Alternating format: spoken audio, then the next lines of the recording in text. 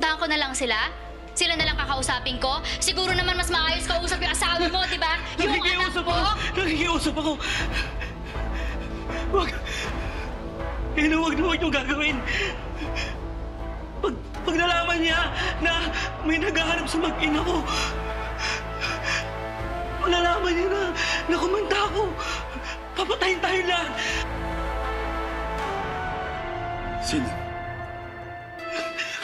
Halika dito.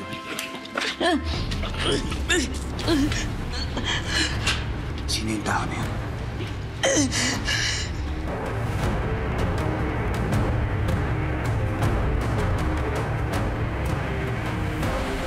Sabihin mo sa akin. Sino?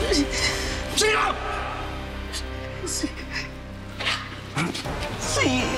Si Castillo.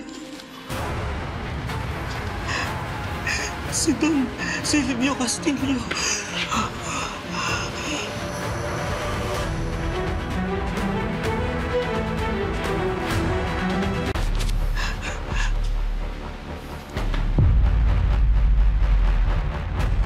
Si Don Castillo ang may bakala. I'm offering you a chance Chance. na magtrabaho para sa mga Castillo. Tapos ano naman, nalaman ni Father? Naaamo mo, mga Castillo? Naalala mo yung sinabi sa akin ng lalaki na may balat sa mukha. Nagtatrabaho siya para sa mga Castillo. Pag pumasok ko doon, aalamin ko kung sino siya talaga. Otoy ba to? Sa wakas, nagkita din tayo.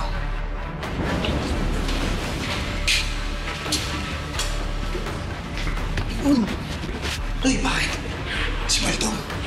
Toy! Delikado yan! No!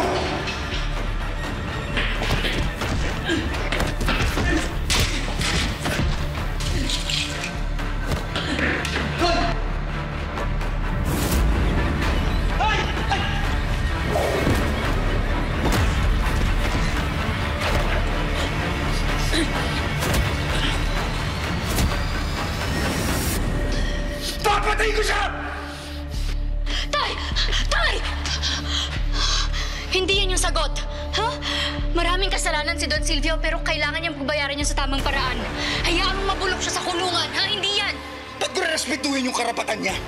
Walang awa niyang pinatay yung mga tao sa simbahan. Kasama na dun yung tatay ko! Arlo J. Caparas, Totoy Pato. Weeknight, 7:15 p.m. Pagkatapos ng angkya ng Section E sa Primetime Primera.